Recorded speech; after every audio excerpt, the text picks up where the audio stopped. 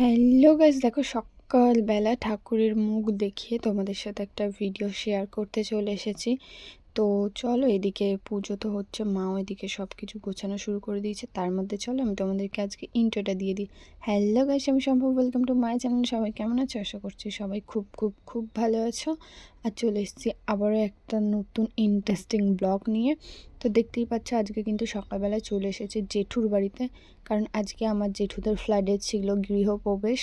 তো সেখানেই সবাই আসা হয়েছে, আর আসার সাথে সাথে কিন্তু আমি এখানে অনেক কিছুই করে নিয়েছি যেগুলোর ক্লিপ নেওয়া হয়নি। মানে এই মন্দিরটা একটু গুছিয়েছি, ঠাকুরগুলোকে একটু ঠিকঠাক জায়গায় বসিয়েছি, তারপর একটু ফল টল কেটে দিয়েছি।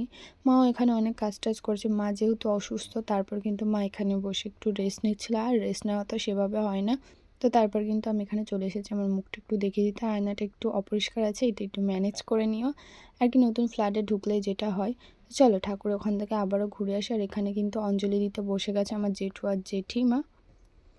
আখণ্ড মণ্ডলাকারং ব্যক্তং যেন চরাচরম তৎপদ সো চলো তোমাদের সাথে ফ্ল্যাটটা একটু কীরকম আর কি সেটাই একটু তোমাদের সাথে শেয়ার করি। তো এই যে ঢুকতেই এখানে একটা ছোট্ট মতো রুম রয়েছে, আর যেখানে মানে এটা আমার দিদির ননদরা, আর এইটা হচ্ছে আমার জামাইবাবু। তো ভাই বোনরা সব একসাথে দাঁড়িয়ে দাঁড়িয়ে গল্প করছে, অনেকদিন পর দেখা হলে যা হয়।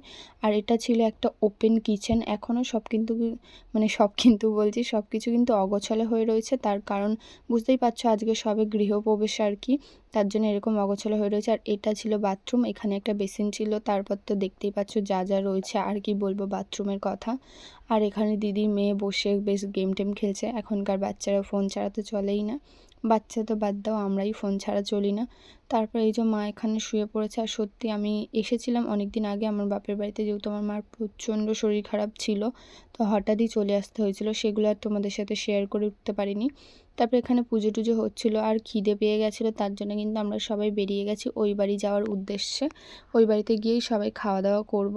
আর এই যে দিদির ননদরা হাঁটছে, আর সাথে ছিল জামাইবাবু, আর এখানে আমি। তো চলো তাড়াতাড়ি করে ওই বাড়িতে যাই, আর ওই বাড়িতে গিয়ে দেখা যাক ওই বাড়ির অবস্থাটা কীরকম রয়েছে। সো একটা জিনিস দেখো, ওই সবাই তো আমরা ওই বাড়িতে চলে গিয়েছি, আর কোকো এই বাড়িতে একাই রয়েছে।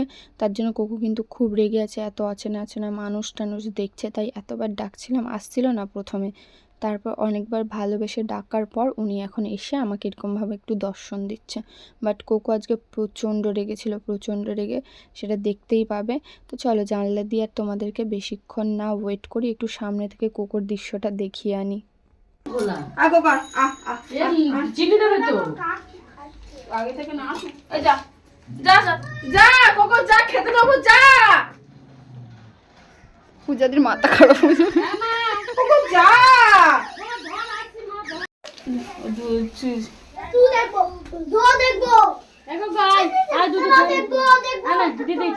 যেহেতু আজকে পুজো, তার জন্য কিন্তু এখানে নিরামিষ তরকারি ছিল। তো সেগুলো খেয়ে দিয়ে আমি আর বাবা আবারও ফ্ল্যাটের দিকে যাচ্ছি। আর আমি দেখো নাইটি পরেই চলে যাচ্ছি স্কুটিতে করে।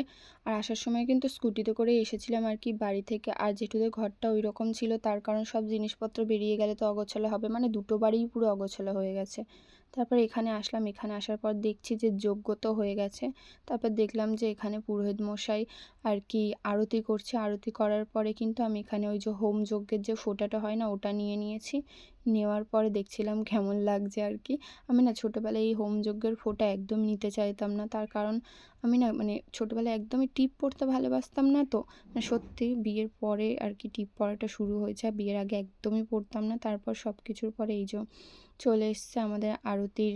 তারপর বাবা মাও এখানে একটু একটু নিয়ে নিয়েছে। নেওয়ার পরে আমি এখানে বসে বসে জাস্ট একটু ফাজলামি মারছিলাম মার সাথে, আর কী সব বলছিলাম ভগবানই জানে। আর মাকে এখানে দেখাচ্ছিলাম।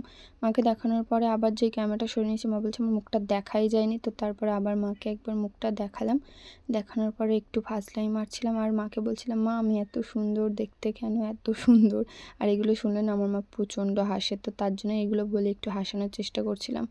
তারপর এই দেখো আমার জেঠির অবস্থা, মানে হোম যজ্ঞে যে ফোঁটাটা নিয়েছে, মানে কপাল থেকে মাথা পর্যন্ত চলে গেছে। আর এই দেখো পুরোহিত মশাইয়ের অবস্থা দেখো। আমি বলছে কি এটা কী হচ্ছে, এটা কী হচ্ছে। তো আমি বললাম যে এইটা আমি ভিডিও করছি। তারপর এখানে আমি সিডনি মাখতে বসে গিয়েছি। আর আজকে সত্যি বলতে সিডনিটা আমি নিজে মেখেছিলাম বলে বলছি না, সিডনিটা কিন্তু খুব খুব খুব মানে ভালো হয়েছিল, টেস্টি বলতে যাচ্ছিলাম, ঠাকুরের প্রসাদ সত্যি খুবই ভালো হয়েছিল। আর তোমরা কি কি সিন্নি খেতে পছন্দ করো অবশ্যই কিন্তু কমেন্টসে জানিও, বাট আমি সিন্নি খেতে একদমই পছন্দ করি না। সবাই থাকলে যেটা হয় আর কি, কোনো ঘুমটুম কিছু হয়নি, কীভাবে সবাই মিলে আড্ডা মারতে মারতে পুরো বিকেল হয়ে গেছে। আর বিকেল হয়ে যাওয়ার পরে দিদি এখানে দিদির মেয়ের জন্য করে দিচ্ছিল ম্যাগি, আর ওইদিকে আমার বাবা পাখা টাকা সব কিছু সেট করছিল। আর এই যে আবার দেখো মানে মা হয়ে গেছে দিদি, একদম মানে আদর্শবান মা, আবার দুধ হাতে নিয়ে বসে আছে ওর ছেলেকে খাওয়াবে বলে। আর এখানে জেঠু আর বাবা মানে একই ক্লিপে দুই ভাই, মানে জাস্ট ওয়াও এটা আমাদের কাছে। তারপরে আমি চলে এসেছিলাম এখানে একটু চা করতে সবার জন্য। আর গ্যাসটা খুবই মানে অপরিষ্কার হয়ে রয়েছে, সেটা কেউ একটু মাইন্ড করো না, বুঝতেই পারছো নতুন জায়গা সব কিছু এরকম হবে। তারপর চাটা খেয়ে আমরা সবাই মিলে বেরিয়ে গেছি ফুচকা খেতে। আর আমার সাথে ছিল আমার দুই দিদি, দিদির মেয়ে, দিদির ননদ, আর আমার ননদ আর আমার হাজব্যান্ড। তো সবাই মিলে, আর এই যে আমার দিদির মেয়েটা না খুবই বদমাস, খুব বদমাস, জাস্ট আমরা বলি ছেলে হতে হতে মেয়ে হয়ে গেছে আর কি। তো এই যে আমার ননদও এখানে রয়েছে, আর এই যে আমার হাজব্যান্ড কী করে দেখো, পুরো মানে ভিডিওটা ফালতু করে দিল।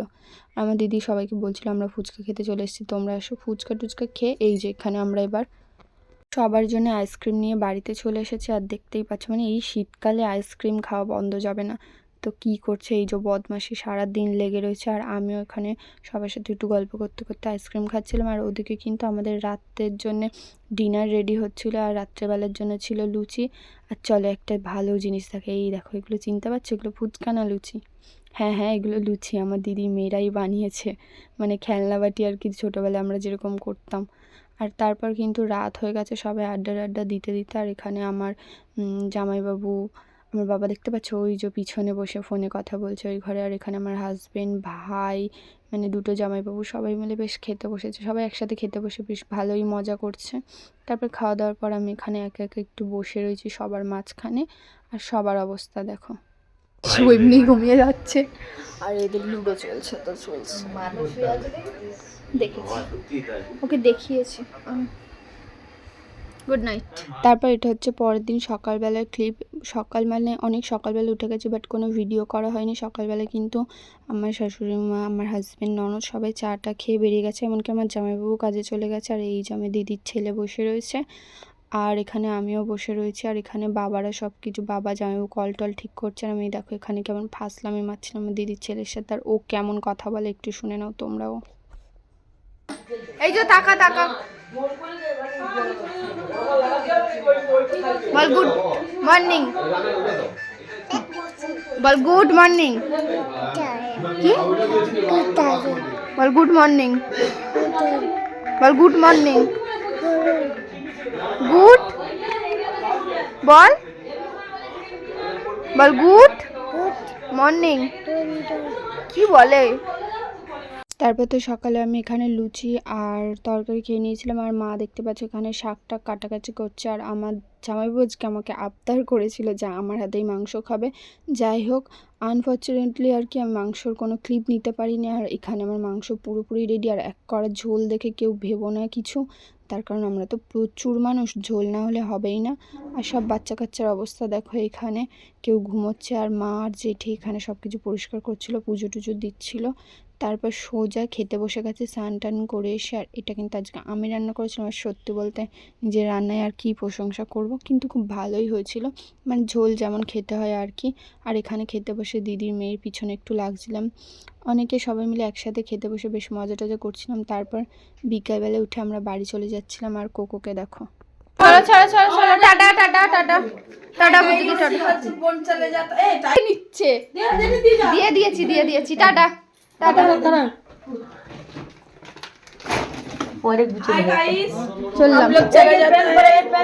हम लोग चले जाता है। আর ঘর বাড়ির কি অবস্থা, কালকে নাকি নতুন ফ্ল্যাটে ঢোকা হয়েছে, তার অবস্থা একদম হরে কাদা নড়ে কাদা হয়ে রয়েছে। Cocoa tata, cocoa tata tata. তারপর কিন্তু মা, আমি আর বাবা বেরিয়ে গেছি। আর প্রচুর ঠান্ডা পড়ে গেছে। তোমাদের দিকে কেমন ঠান্ডা পড়েছে অবশ্যই জানিস। খুব একটা ঠান্ডা পড়েনি কলকাতার দিকে। তো তারপরে কিন্তু বাড়ি চলে এসেছি। আসার পর এইটাই আমার লাস্ট ক্লিপ। তোমাদের আজকে ভিডিওটা সবার কেমন লাগলো অবশ্যই জানিও। আর দেখা হবে নেক্সট ভিডিওতে। আজকে ভিডিওটা একটু লাইক করে দিও। So tata, bye bye, take care.